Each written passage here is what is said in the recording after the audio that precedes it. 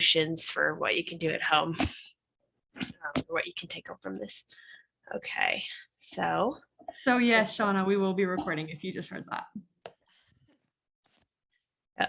Okay, so yeah, I'm going to be giving that overview. So to start, I'm just going to give you kind of a little bit of a history. So on the next slide, there's like a little timeline.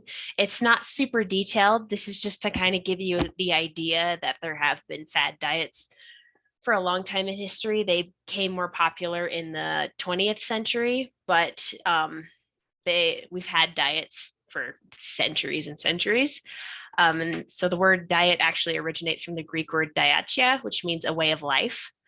And the Greeks and Romans were kind of obsessed with this idea of wellness. And they fortunately just in nature were able to have a fairly healthy diet. Like theirs was very high in fruits and vegetables and had some lean meats. And so they were typically naturally living a healthy lifestyle, but they also talked about avoiding gluttony and things that would lead to overindulgence.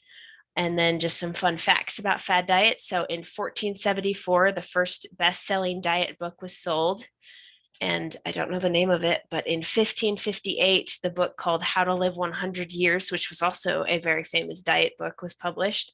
So just to get that idea out there that people have been selling diets to people for many, many years. And kind of, as you can see in this timeline, a lot of that starts with like early or late 1800s and early 1900s. We went back to that obsession with wellness, and a lot of the wealthy people would go to these things called solariums, which I don't know if you have heard of them. If you have, you might be obsessed with like not obsessed, but you might enjoy some dark things like I do, like horror novels and things like that, because they tend to get referenced because it was kind of a dark part of our history. A lot of these solariums would give people like the apple cider vinegar cleanse, or there were some that they would only feed people like 2 cups of tomato juice a day and then make them exercise really hard. And so a lot of people actually died trying to live these lifestyles in these solariums. But that was a big initiator of trying to be like, okay, let's lose weight, let's get in these fad diets. But they had some pretty grave consequences. And yeah, then every decade has had its own most popular fad diet, which you can see there. In 2020, we have the keto diet right now, had the paleo diet, there used to be juice cleanses, and many more. Okay, so what are fad diets, or what is a fad diet? So it is a short-term lifestyle change. So most fad diets you see will typically have a set start and end point, and they'll usually advertise very strongly that you'll lose weight super duper fast. And they usually do. Like there's a reason that they advertise this. However, that weight loss tends to be temporary. People usually will gain it back, and you'll see in some of these diets we talk about when that is for people. And oh wait, like I mentioned before, they're usually sold to people. So if you've ever been online and you've seen an advertisement that's something along the lines of like, doctors hate this tip, and then it shows like a picture of like a fantasy cucumber or something from a Roald Dahl novel, you know that it's probably advertising a fad diet. And they utilize the media very strongly. You'll see a lot of people trying to push like, okay, this juice cleanse or whatever is going to help you lose 15 pounds off your thighs in 2 weeks and things like that. And they usually do have sources, and they tend to cite studies, except a lot of the times these studies have inaccurate measurements, or they don't have a big population base. So they'll try to say that, oh, it's scientifically proven, but if you really look at their sources, you'll see that there's not a lot of accurate science behind it. Okay, thank you. Okay, so with that said, we're going to get into maybe a couple of the different popular fad diets as of right now. And as all of you probably know, there are tons of different diets. So we're just going to get into a couple of them today. But if you have questions about other ones, feel free to ask us at the end, or if you have a pressing question, you can drop it in the chat and we'll be watching that as well. And so the first diet that we're going to talk about is the keto diet. And I just want to hear what you guys know about the keto diet. So you can either unmute and tell me something you know, or feel free to drop it in the chat. I'll be looking at that as well. But yeah, what do you guys know about the keto diet already?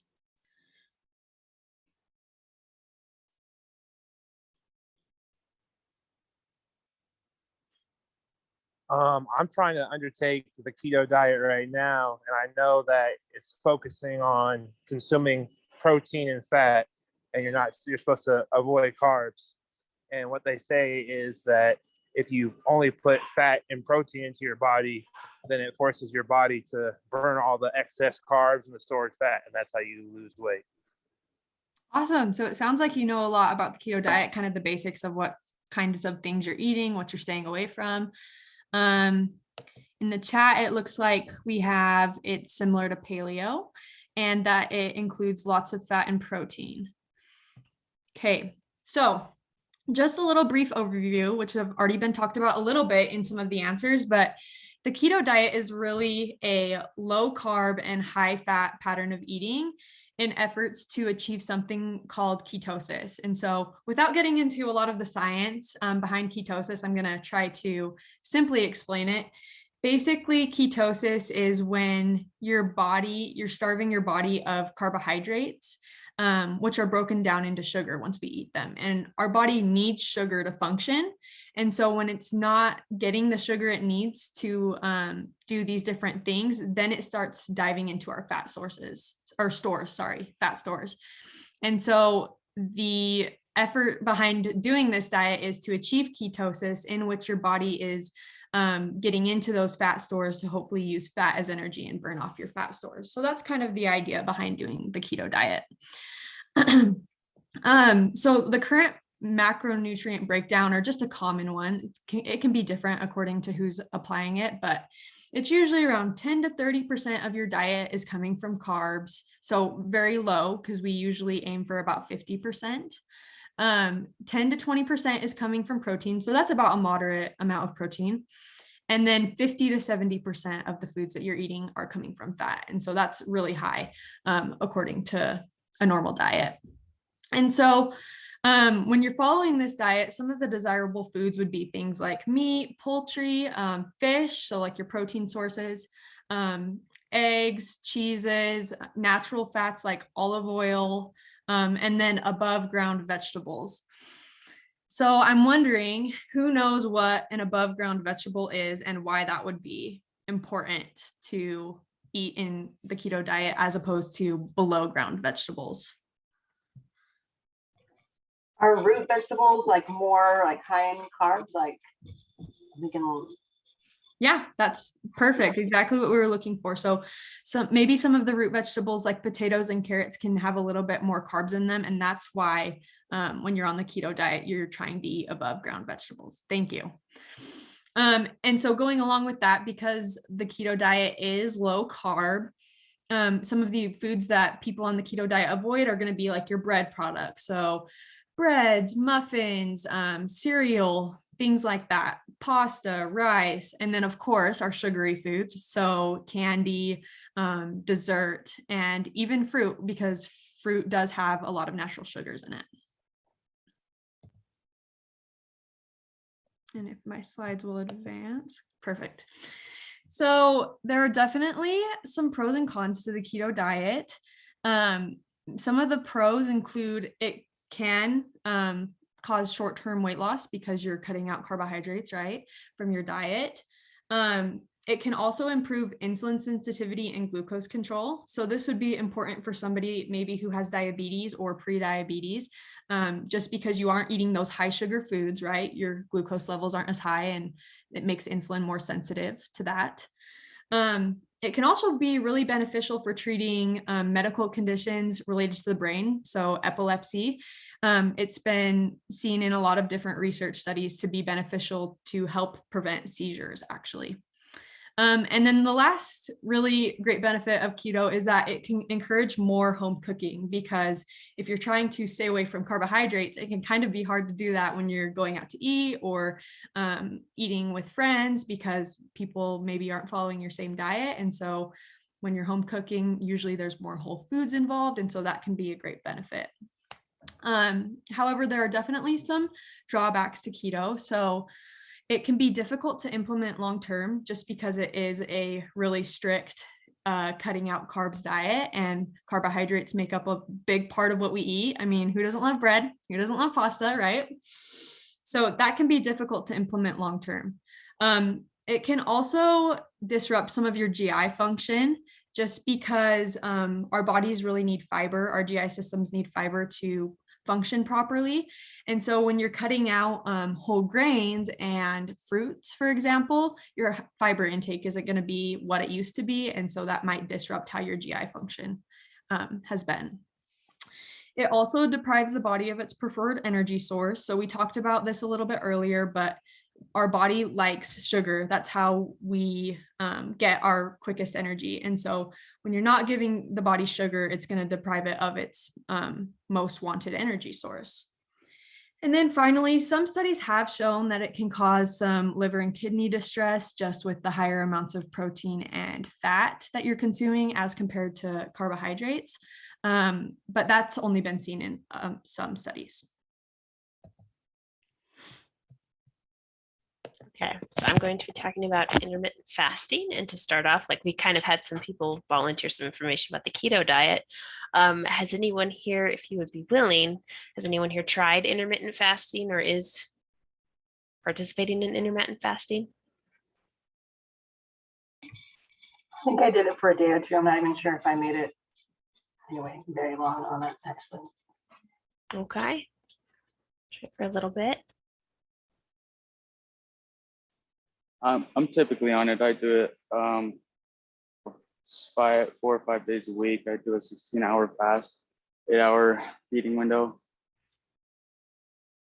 Okay, I tried it, the 16-hour one. I think that one's pretty popular. I think my dad does that one a lot, so that's pretty common. And then I saw in the chat, Shauna says we've tried it and love the way it feels. Melanie's tried it. Okay, all right. So yeah, we've had 2 participants of this. We kind of, I think, part of the reason we chose a bunch of these were we were looking at some of the most popular diets in Utah currently, and I think these were some of the most popular ones.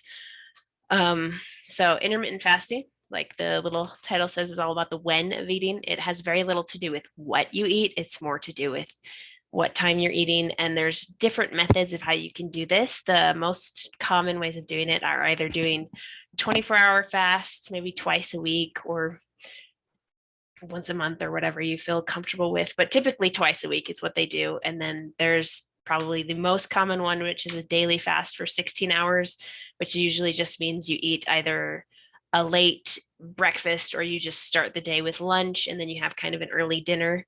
Or there's the 5-2 method, which was kind of an interesting one where I didn't know this, but you eat normally 5 days out of the week, and then 2 days out of the week, you only eat 500 calories. So you're restricting your calories only on 2 days, but every other time you're eating normal. So it's cycling between periods of fasting and eating. And it usually leads to an automatic calorie reduction just because you're very restrictive on those times that your body's you're not naturally snacking and grazing during the other time. So you usually eat less calories than you would normally. And like I already mentioned, this one doesn't have any foods that you try to avoid. So let's go to the pros and cons. So one of the big pros is similar with the keto diet. It increases insulin sensitivity just because your body kind of has time during those fasting periods to readapt and absorb any glucose that you had before. However, with that being said, I can't remember if I put this in or not. No, I didn't. But in the cons, also imagine that if someone does have diabetes, they're supposed to be having carbs consistently. Otherwise, their body can react really badly when they have carbs. So it can have a negative effect once they start eating again. So that it can be a little dangerous for people with diabetes, but it does increase insulin sensitivity for those who are maybe pre-diabetic. And then the calorie deficiency, because again, you typically eat less calories than you would on a normal diet, will often lead to weight loss. And then similar with the insulin sensitivity, because your body has time to actually absorb any cholesterol or any extra fats in your blood, it can decrease your blood pressure and improve your cholesterol. Some of the cons, though, are that, and this is very, very common, it will lead to overeating once you finish your fast, whether that's during the week or every day. Like when your first meal, you eat a lot more than you typically would because your appetite hormones are telling you to eat, eat, eat, please. We are starving. So that can be dangerous for some people. And then a lot of people will experience the low blood sugar side effects. So this can occur as being like faint, dizzy, feeling nauseous. It depends on how long you fast. For a lot of people, some people experience worse than others. It usually depends on gender, body type, and just you as an individual. Um, and then often intermittent fasting type eating can lead to disordered eating just because you're so conscious about food and what times that you're eating, and that can really affect your psyche and your relationship with food in a negative way that can lead to disordered eating. Alrighty, so moving on to the next one. How many of you have heard of the macros diet?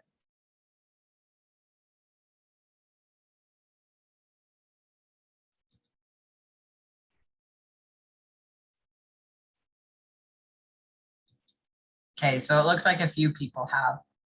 So the macros diet is focusing on counting the main macronutrients. So it is a way of tracking. It's similar to calorie counting, but instead of focusing on calories, you're focusing on the grams of protein, carbohydrates, and fats. So the main macronutrients. And the idea behind the macros diet is to support either weight loss, athletic performance, or muscle gain, kind of depending on your goal. Typically, you can't have all of those going on at the same time, but it's used in a wide variety of settings.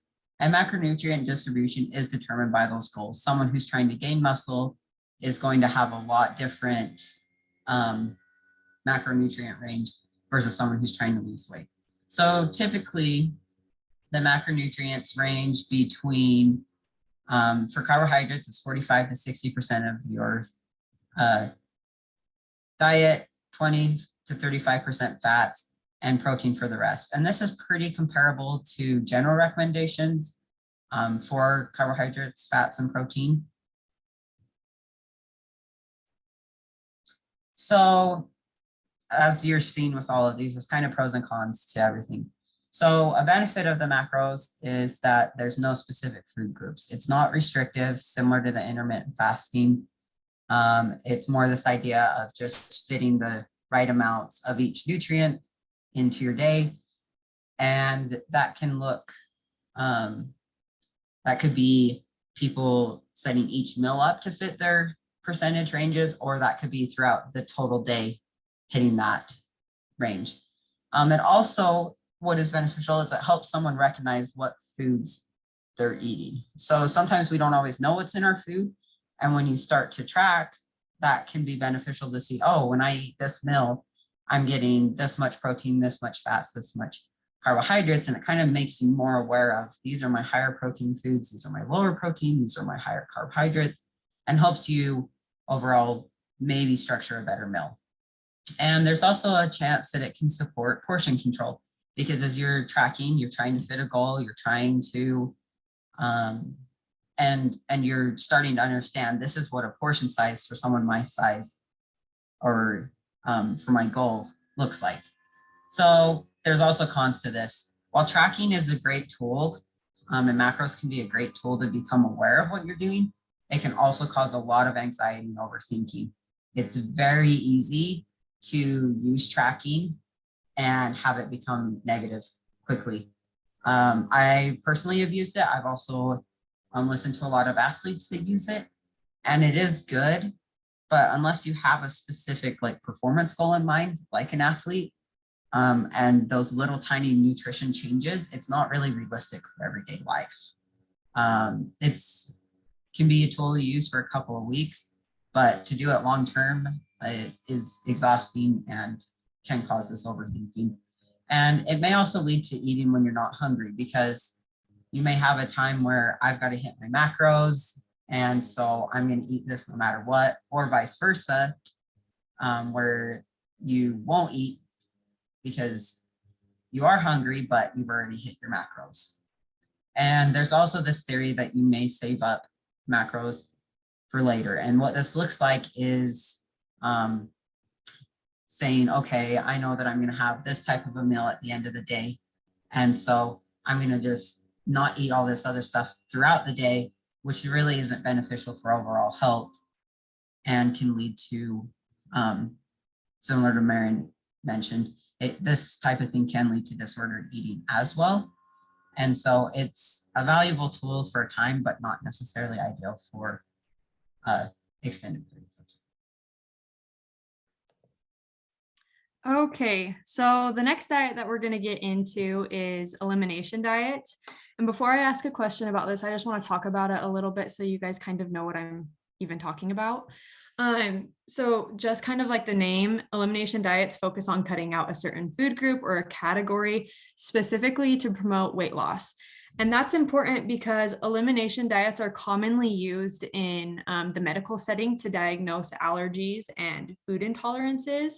And so that is completely fine. That's not the diet that we're talking about. That's separate because you're using that for a medical purpose. But in terms of fad diets, an elimination diet will be focusing on weight loss. So some common elimination diets are going to be like, oh, I'm cutting out sugar, I'm cutting out gluten, I'm cutting out dairy or meat, just for the sole purpose of losing weight. So if you're a vegetarian or a vegan for moral purposes or some other reason, that doesn't really tie in here, that's fine. We're more talking about cutting out the food group for weight loss. And so with that said, I just want to hear from you guys. So number one, if you have tried an elimination diet of any kind, and then number two, what your experience with that was. So if anyone wants to share.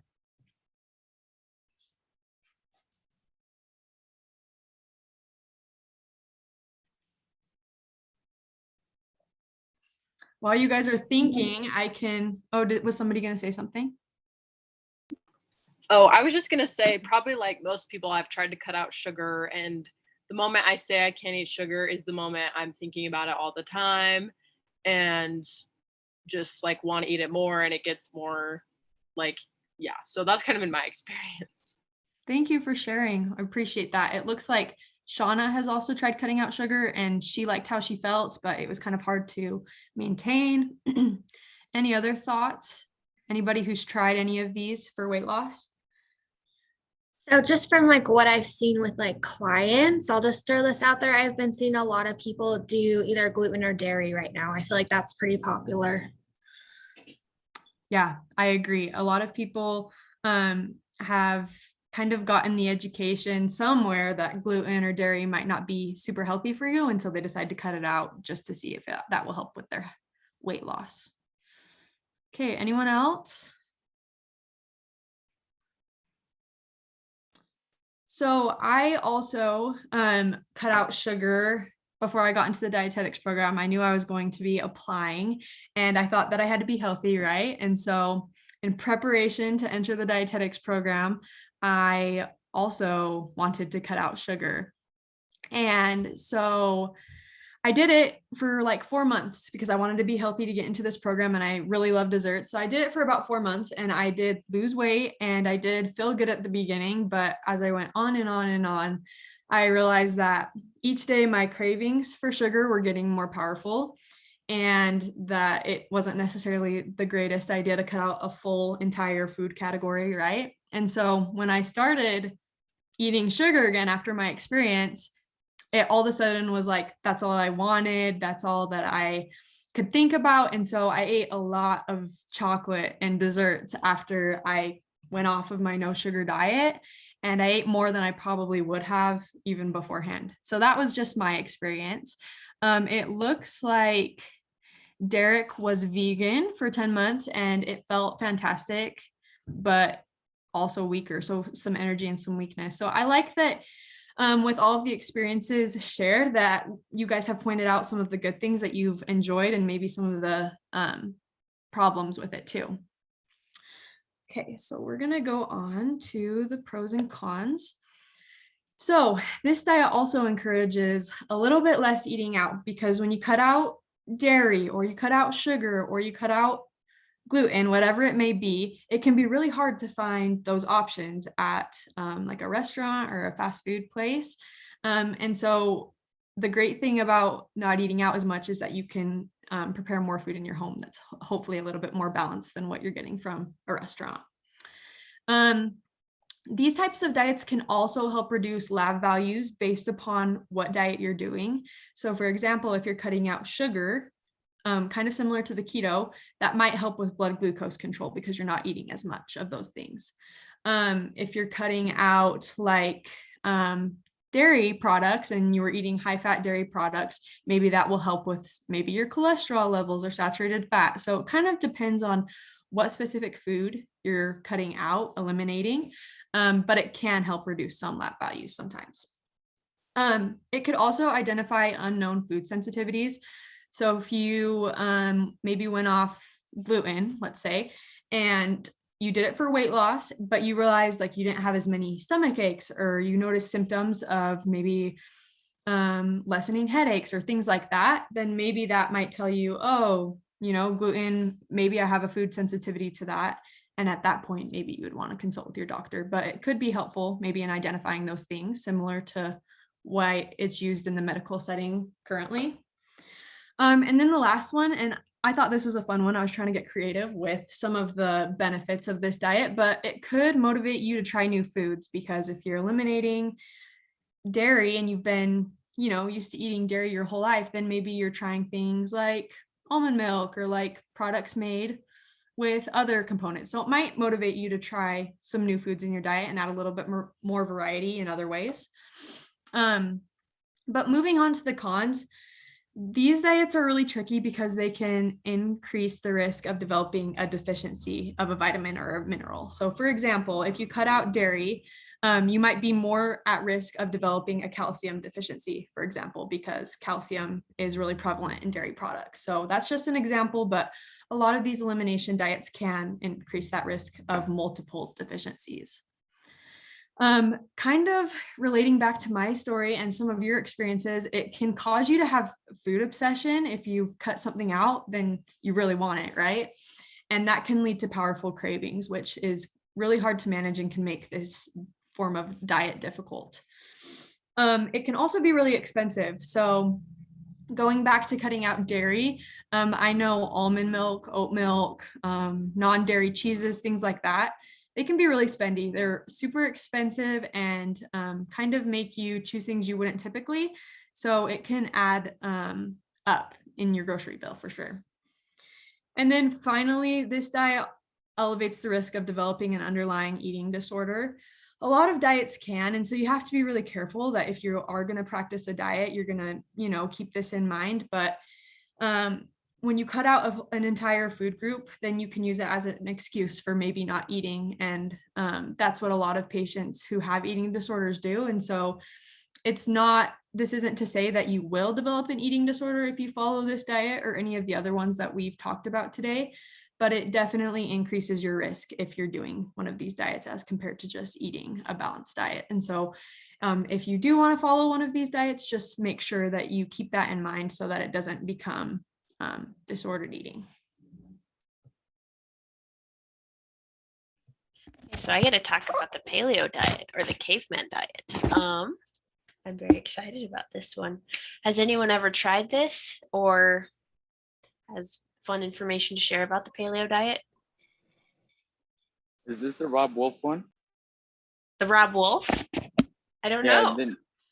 I was just hearing something about he made it really popular amongst more so the CrossFit community, the paleo diet. I see. I may be misinformed. No, there's definitely a book by Rob Wolf about the paleo diet. Interesting. Okay. Christine has tried the paleo diet. And so, Christine, if you wouldn't mind sharing, did you have any difficulties or was it all roses and goodness?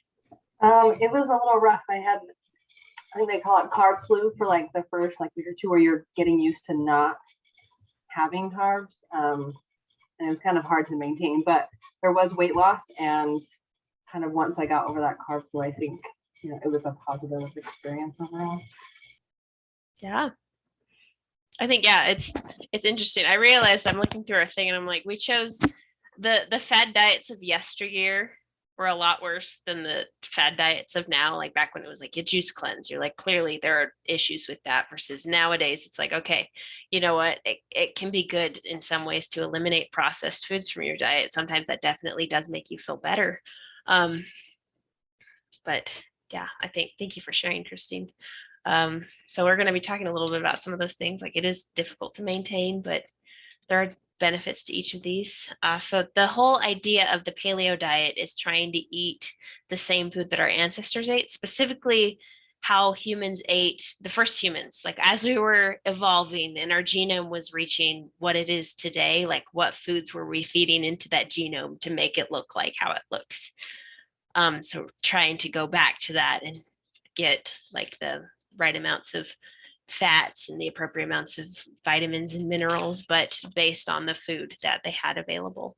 So one of the big factors of this is avoiding processed foods. However, that can also depend from paleo diet to paleo diet, depending on who you ask, because you've probably seen in grocery store, like natural grocers, where they'll sell like granola bars and things that are paleo, when it's like, okay, technically that is processed, but the idea is they're trying to use ingredients that are more fruit, nut based, less grains and things. But some people would again argue that that's not actually paleo. But anyway, so the big focus is on eating fruits, vegetables, nuts and seeds, and lean meats like chicken or any kind of poultry, and then a lot of fish. So it's kind of the idea of like, if you ran out into the woods right now, what could you gather? Not necessarily here, but in other places in the world, like what you could catch fish, you could gather nuts and vegetables and fruits. It's nothing that agriculture has anything to do with. So it follows the idea that modern farming practices are what have displaced our original diets. So trying to avoid a lot of those processed grains and things, because that's not what we would naturally eat if we were wild humans. Thank you. Let's go into pros and cons. So some of the big pros, and this is just one example, but theoretically you would get a lot more vitamins and minerals. So one example is that a lot of these foods are higher in potassium, and you get a lot less sodium because a lot of our foods, especially in America, are processed with a lot of salt. And so getting a lot less of that salt and more of those other minerals can definitely be good on the body. Higher in healthy fats, that's referencing fish for the most part, because those are full of those omega-3 fatty acids. And it's taking out a lot of the saturated fats that we get from processed foods like chips and fries, and also red meats, because you're eating less red meats. There's still room for some, but for the most part, you're avoiding them. And there's also improved blood sugar and cardiovascular health, because it's very similar to some elimination diets, except it's like it has a specific goal in mind. But avoiding any sort of added sugars would definitely lower your blood sugar, which would improve your cardiovascular health, because those sugars aren't messing with your veins and arteries. So higher protein content, because you are supposed to be eating quite a bit of those lean meats, and that a higher protein can aid in your growth and the development of muscle, which is probably good for those of you who are into exercise, which is a good thing. We should all be into exercise. But anyway, those are the pros. The cons, I think the number one, and Christine kind of mentioned this, is it's pretty restrictive and can be difficult to follow. It's very difficult to buy these sorts of things in the store, and you can definitely just buy produce and meats and figure out from there, use spices. It could be just a general healthy diet, but it does require a lot of planning and thinking beforehand. And then also it's hard if you try to go out to eat, or you're going to a social gathering. They don't typically have paleo foods. And it can also, similar to elimination diets, again, it can make it harder to receive certain essential vitamins and minerals, especially because a lot of the food in agricultural now is enriched. So a lot of our grains will have extra vitamins and minerals in them. And sometimes it's harder. Again, you kind of have to plan for it. If you really, really want to do a diet like this, you have to figure out, okay, like how am I getting vitamin C's and K and whatever else in your diet versus a lot of our nowadays foods just have them enriched. And there's debate about that, but you can be cutting that out. Also, paleo does not include any sort of dairy, so it can be harder to get calcium into your diet as well. Also, so again, the idea of this was trying to eat how our genome is set up to eat, but we have actually evolved since that point, and so have our food sources. There's a lot of food that we have now that they did not have then, and they had things that we definitely do not have now. So it's actually impossible to do a true paleo diet. But so yeah, that's the paleo diet. All right, so before we dive in, what does balance in your diet or in your nutrition mean to you?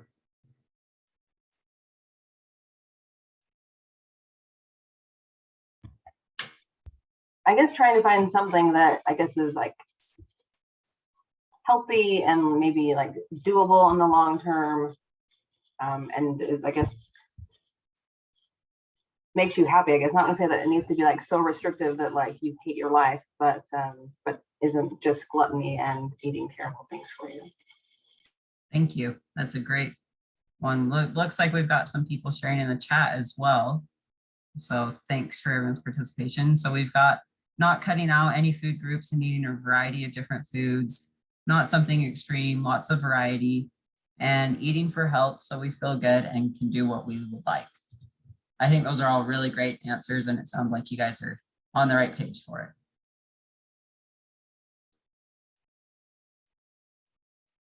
So just kind of some ideas for finding balance is to start slowly. Any type of extreme change is hard on our bodies. Our bodies very much so like cycles, they like patterns, and they get really good at adjusting to our patterns. And so if you are eating, for instance, a typical American diet, and then all of a sudden you decide to add 55 servings of vegetables and fruits a day, your body's going to hate you. Even if it's a good approach, it's going to not like it because that's really sudden. And so the best idea is to start slowly. So for instance, if you looked at your goals and you said, you know what, I want to start including more vegetables in my diet. One way you could do that is to say, okay, which meal do I feel like I can fit that in?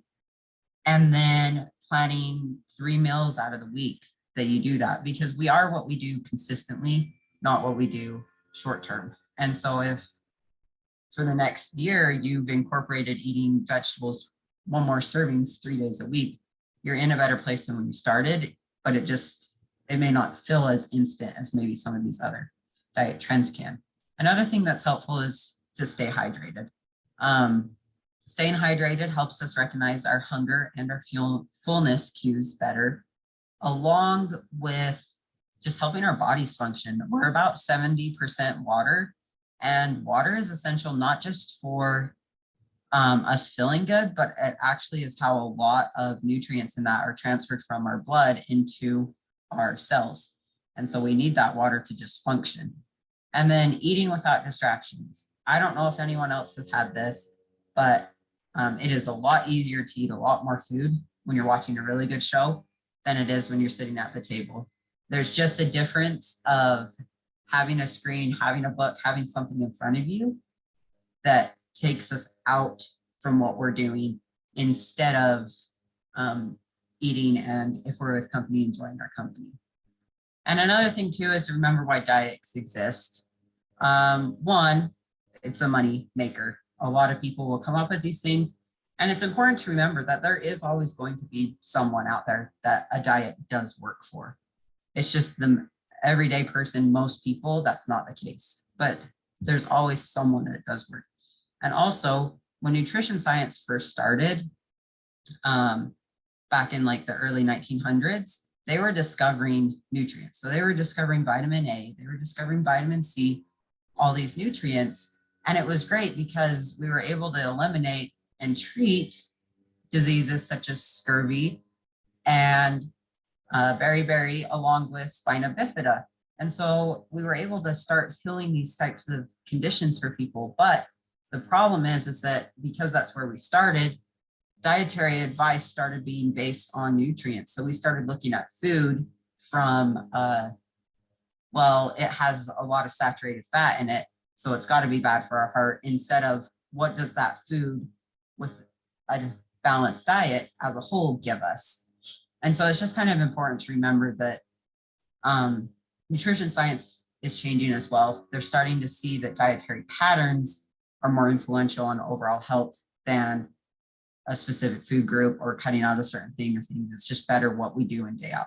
And that's where this 80-20 rule comes in.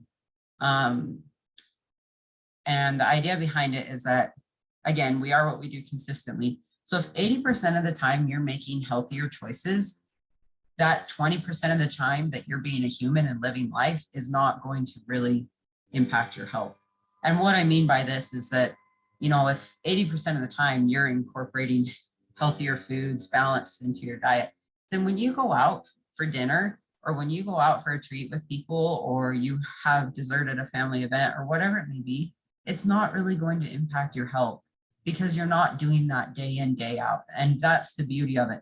When you go on vacation, you should probably be leaning more towards like a 60-40 or a 70-30. It's not realistic to eat super balanced when you're on vacation. And that's the joys of being human and having these wonderful bodies that know how to take what we do day in, day out, instead of just what we do for like a week period. So kind of moving into these dietary patterns are a combination of what we do over time, like I mentioned before. And these have the greater impact on our health over the temporary things that we do. And the goal with it is to consume as a whole foods higher in nutrients rather than eliminating things. Most food groups have some nutrient of benefit, and you're better, like you guys had mentioned earlier, having that variety, having lots of food. There's really not a lot of benefit cutting out a food group, cutting out that, unless for a medical reason, because we can consume those and we can get nutrients from it. And it allows for flexibility, which flexibility is really key to having a good relationship with food. Like you guys mentioned earlier, when you have restrictions, that's what you become obsessive about. And really, at the end of the day, food is fuel. And when we can develop that ability to enjoy it in those social settings, things like that, but ultimately find a way to just use it, then we can create a better relationship, because you've got so many wonderful things in life to focus on that unless you're majoring in nutrition like we are, you really don't need to think about it all day, every day. And that's because you've got all these other wonderful things to think about. So this is kind of just an idea. The key components of a healthy dietary pattern are incorporating fruits and vegetables, fats and dairy, protein, and whole grains. And just a variety of those, like we said earlier, it gives you lots more. It gives you variety, it gives you flexibility, and it allows you to enjoy just eating as a whole. And this is one of my favorite parts about what we learn in dietetics, is that balance does not mean perfection. Perfection is very unrealistic. It's very unsustainable. The only times that it really makes a difference is, like I said, mentioned earlier, is in your athletic performance. If you are an elite athlete, and I'm talking like a CrossFit athlete and an Olympic athlete, there are times that that can benefit, but really for everyone else, we do great with this. And I appreciate that that's the type of things that we're learning and hopefully can pass on to you, is that having balance is incorporating all foods. Okay, let me look at the chat really quick. Thank you for the positivity. Love that. Okay. So just to wrap this up, we're just going to give you a few like brief points just to think about at the end of this presentation. And then we'll open it up for questions because we know it's been a very lecture-based presentation just because we wanted to get you the research-based, standpoints on all of these diets because it can be really hard to find that in the media. And so we'll open that up for questions and discussion at the end. But basically the take-home message from what we've presented today and what we hope that you've learned is just that there are some benefits to fad diets. They can evoke short-term weight loss and other benefits like lowering lab levels, maybe encouraging you to eat at your home more, maybe eating more nutrient-dense foods. However, most of them are really difficult to maintain long-term. And so once you go off of that diet, then maybe you're regaining that weight. Then maybe your lab levels are spiking again. And so it's just really important to realize that the benefits are often going to be short-term because it's hard to make them a lifestyle. Following fad diets can also encourage disordered eating behaviors. So February is National Eating Disorder Awareness Month. And so we just wanted to put this point in here that if you're on a diet, you're not necessarily going to develop an eating disorder. That's definitely not what we're saying, but dieting can definitely start tendencies like cutting certain foods out and making you feel bad about eating certain things or making you have these super strong cravings that are hard to stay away from. And so just some side effects of these diets can be potential dangers to your relationship with food. And we just want you to be aware of that, even if you follow a fad diet now. And then finally, we just encourage you to practice a healthy dietary pattern for your overall health. And this is just going to be one of balance. So of course, we're nutrition students. And so of course, it's going to be important for us to talk about the nutritious foods like fruits, vegetables, whole grains, all of these things that are really great for health. But it's important to enjoy the food you eat too. And so I know that all of us can speak to that. I love desserts. I know they love pizza and other things. And so it's just important that while you're focusing on being a healthier version of yourself, which is great, it's also important to honor the foods that you love. And so we hope with this presentation that you just take something from what we've talked about, whether it be you want to try making a balance of foods in your diet, or maybe you're doing a fad diet and you just want to focus on maybe making sure you're not taking it to the extreme. Whatever it may be, we just challenge you to pick something that we've talked about today and try to implement that into your life so that whatever you're doing is a little bit better for your health. And so with that said, we just want to open up for questions. It can be over anything we've talked about, or we can attempt to answer other questions that you have as well. But we appreciate you guys coming and we'd love to hear your thoughts or questions.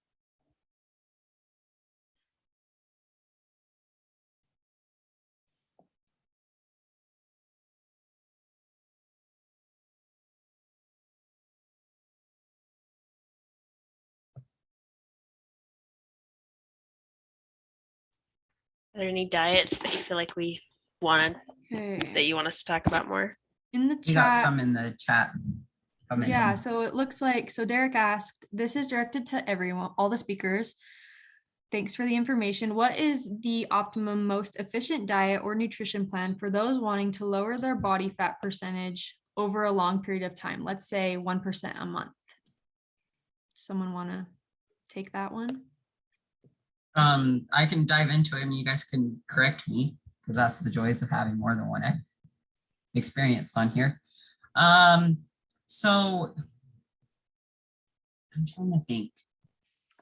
Like I've heard a lot of success with, for instance, if you want more of a specific diet or nutrition plan, there's what's called the DASH diet, or there's also the Mediterranean diet. The Mediterranean diet has been rated like the top diet to follow for quite a few years now. And the DASH diet's kind of the American version with a few different tendencies, but can sometimes be a little easier to follow because in the US, we don't always have access to like the olive oils and the seafood and that they do in the Mediterranean. But they've done studies on people who have followed like that type of a plan versus the keto versus the other things. And over time, you might lose weight quicker, say on the keto diet, but ultimately usually you lose a lot of weight and then it kind of bounces up to a maintenance level. And they found that the Mediterranean diet can bring people down to the same maintenance level that like a keto diet would. It's just not as significant. And so having that patience while trying to follow kind of a balanced nutrition plan. I don't know if that answers your question effectively, but if anyone else wants to share something. Yeah, I'll just add on to that a Mediterranean diet is more of like a lifestyle type diet rather than a fad diet. And so that's going to just be like, okay, I can have my meat. Maybe I'm going to choose lean meats instead of red meats.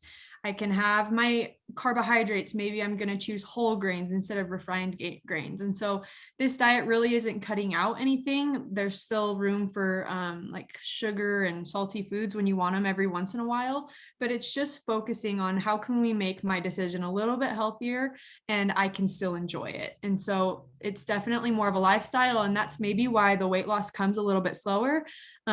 But research has shown that that is a little bit more sustainable and that weight loss will last as compared to some of these other diets. Awesome. Thank you guys. I really appreciate that information. Thank you all. I really appreciate it. Yeah, thanks for coming and thanks for your questions. Anyone else before we end?